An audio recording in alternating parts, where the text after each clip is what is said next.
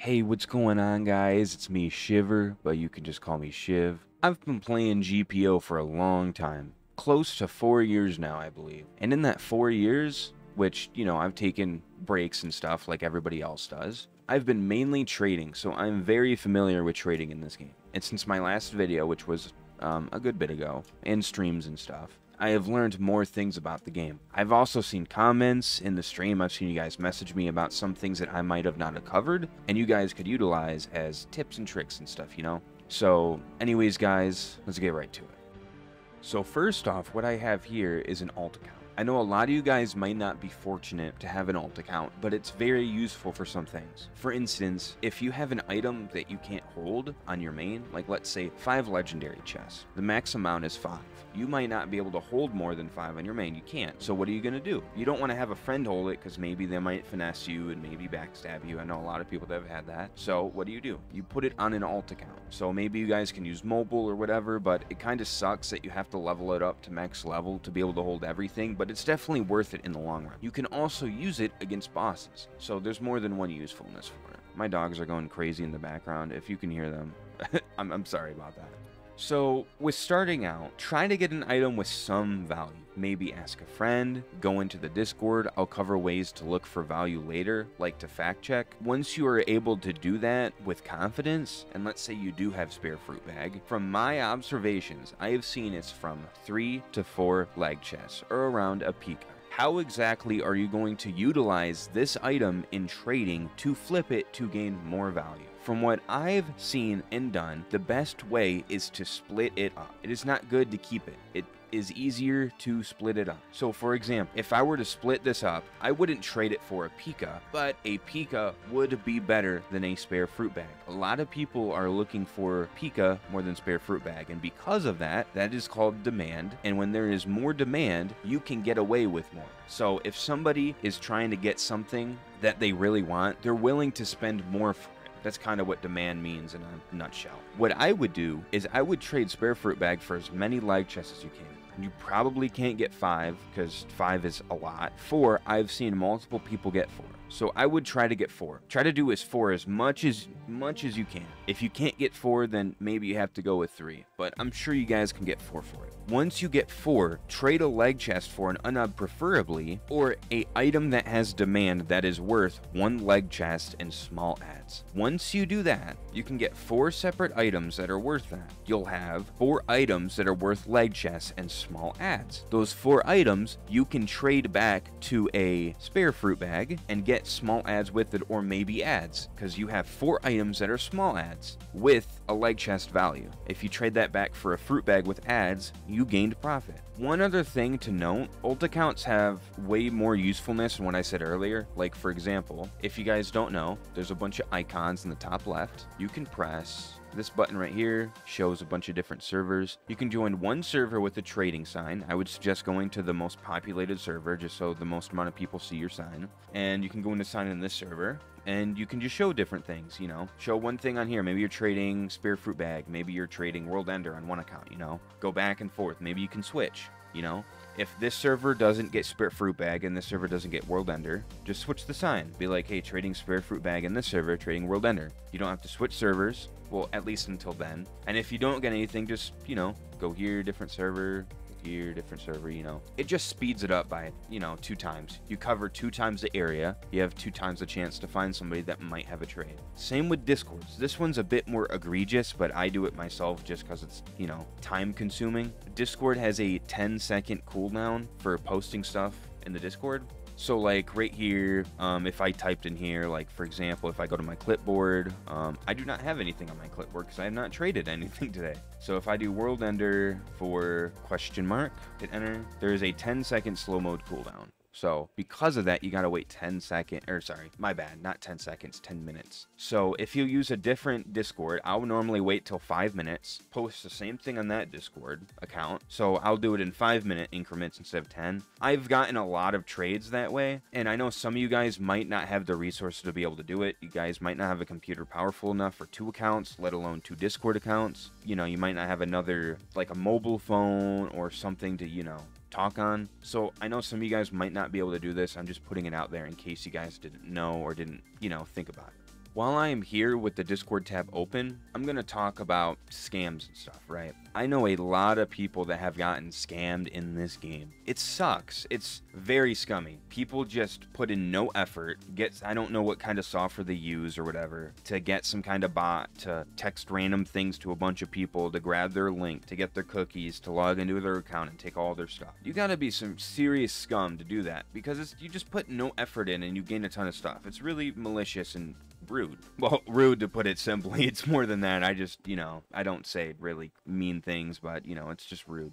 Other than that, there is Watashi Ruby that I explicitly say do not use. About 80%, which is crazy, about 80% of the people that I talk to on here to do trades, they use Watashi Ruby. If you guys don't know, great. Stay away from it if you hear it. If you do use it, I highly endorse that you get away from it. Watashi Ruby is a YouTuber that has his own Discord server, and he has a bot they're able to type things into, and like let's say I do World Ender, use emojis. Let's say you do World Ender for Striker Boat. It'll go through its database and tell you what exactly it thinks that trade is, if it's a W or an L, and it'll tell you exactly how much you are losing. But that exactly part isn't correct because it's wrong. These people hide behind the Watashi Ruby bot, looking at that value and knowing that they are getting a W, but they are using that evidence against the person that they are trading to manipulate their thought to get a W trade. It's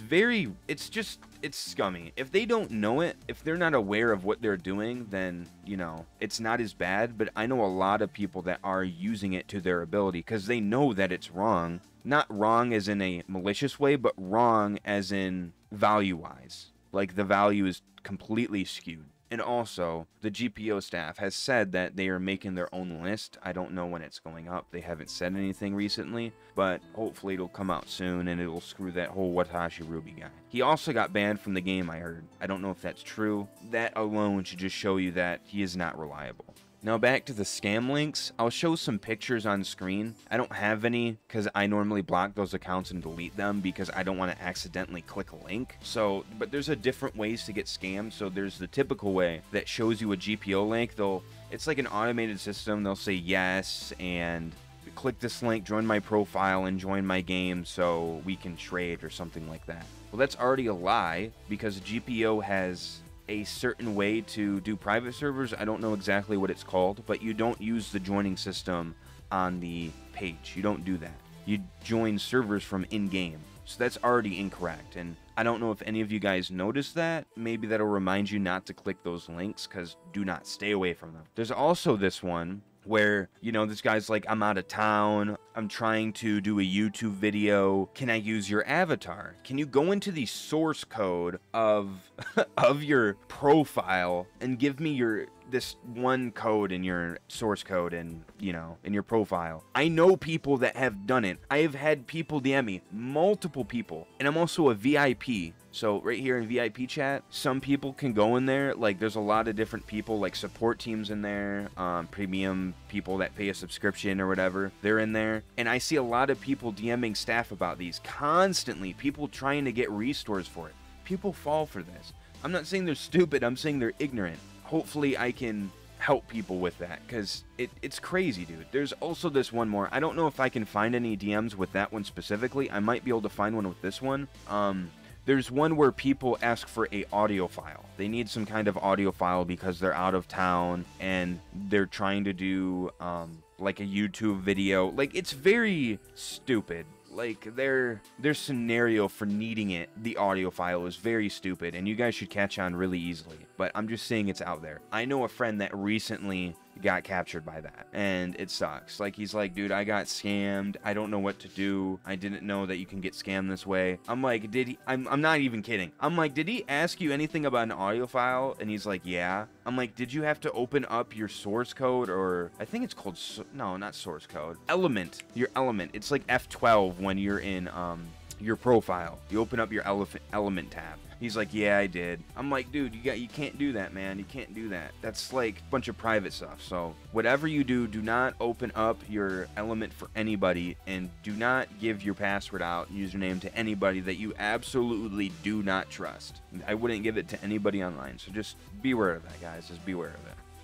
Back to GPO, guys. Hopefully I covered scamming and stuff enough in Watashi Ruby. Hopefully if you were going to get scammed in the future, maybe it'll be better now since you guys have some kind of idea of whatever they can do, you know, what resources they have, what kind of techniques they try to use to finesse you. But anyways, the 2 tips I want to talk about, the first one is your clipboard. If you guys don't know what a clipboard is, man, you guys are missing out. What you want to do is hold Windows button and press I. Bring up Windows. Once you do that, in the top left part, it says find a setting. A little bar that says it. Type in clipboard. Type in clipboard settings will pop up. Click it, and it'll say clipboard history. Enable that to where it says on, and all you got to do is just close this out, and then do Windows V. What this does is you're able to pin certain things to your clipboard and it will never remove. So imagine you're copy and pasting something and you have to copy and paste it constantly over and over and over again. You just press Windows V and you click this pin right here and it'll stay there forever until you remove it, which is very useful. So I have a private server code, you know, for all my accounts. I have this. This was my second tip. I'll get to that in a minute. I have a double fruit move cap thing for different things. This one guy made it and I just copied it. I don't know if it's still, you know, I'm even having a brain fart. I don't know if it's still, oh my God, I can't think of the word. The word is reliable. The word is reliable. I don't know if it's still reliable, but I still have it on here just as reference because I'm pretty sure it's somewhat close if it's not. You guys got to keep your clipboard. It helps a lot. This is the second part that you need the clipboard for. It's right here. Font color, yada, yada, yada. One of the best things to have in here is to have a colored sign. It helps so much. If you look at all these people, let me actually go to a different server real quick that's more populated. Something in this image has changed. Let me know if you guys can guess what it is. I'll give you like 3 seconds. Congrats to you if you figured it out. It's not too difficult. My alt account is in here with a trading sign that is, I'm colorblind, so I don't really know. I think it's purple or like violet. It helps a megaton. I mentioned this in my last video, but I haven't seen a lot of people use it, so maybe you guys didn't really follow along with it, but I'm gonna put it in the description or comment section. I don't know yet, but just check both of them for this color code. Kind of looks like this. It's this thing in here that's in my clipboard. It's very useful. It makes you stick out in the crowd. So if you look at all these people, you're probably going to see this one more often because it sticks out like a sore thumb. So hopefully this will help you guys as well with a little tip, a little trick. So maybe now, since I've covered all that, and I covered how to do things in the beginning, maybe I should do something in the intermediate, you know? Once you get higher tier items, maybe like a world ender, maybe even an all-seeing eye. I'm not gonna get to the prestiges yet. Once you get to that point, it starts to get a bit easier to actually trade and get some dubs.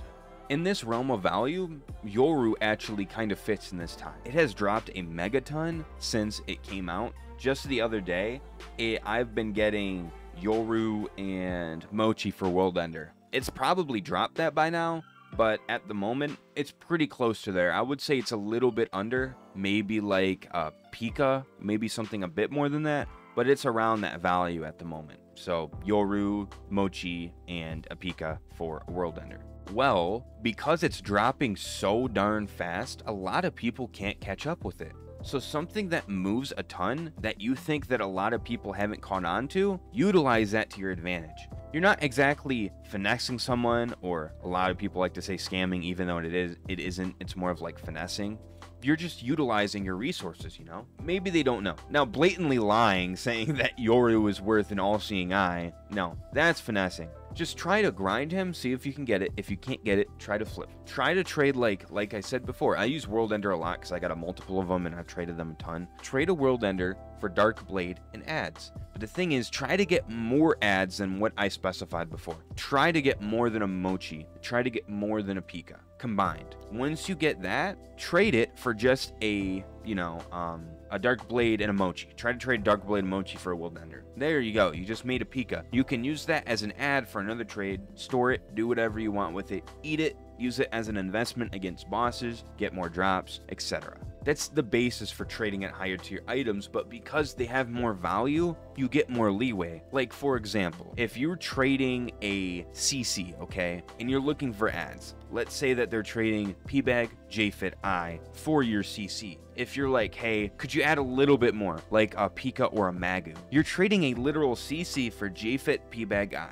That is so much value that a Pika or a Magu is so insignificant that they probably aren't going to think twice about it because they're trading so much and that they'd rather just get a CC, you know? Doing that, once you get higher value trades, you can just keep stacking those ads and ads and ads and ads over and over and over again. It might take a while, but you just keep chipping at that. And once you get enough, you can trade it for a bigger unob or something that you want that you don't have.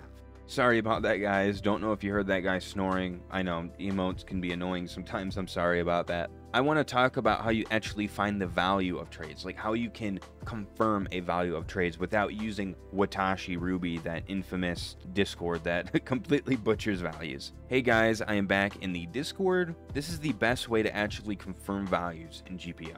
It's by far the best way without using third-party sources, or specifically one person's opinion over everything, like Watashi Ruby. So you gotta go to trading channels. If you do not see the trading channels here, or if they're not up here, they might be in suggested because they're new. Go to browse channels up here, scroll down a bit, check these if they're not checked, and you'll be able to see them.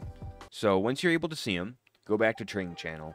And let's say that you have one of these items that are going by fast. Let's say you have a Yoru. This guy's trading Kikoku for Yoru ads. You're like, hey, I got Yoru ads.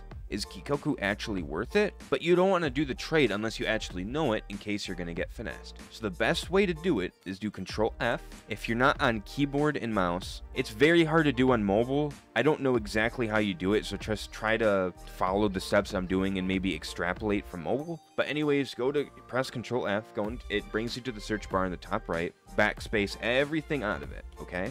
And type in an emoji in this game. So you gotta type an emoji for the search bar. So what did I say? Yoru? So it's Darkblade.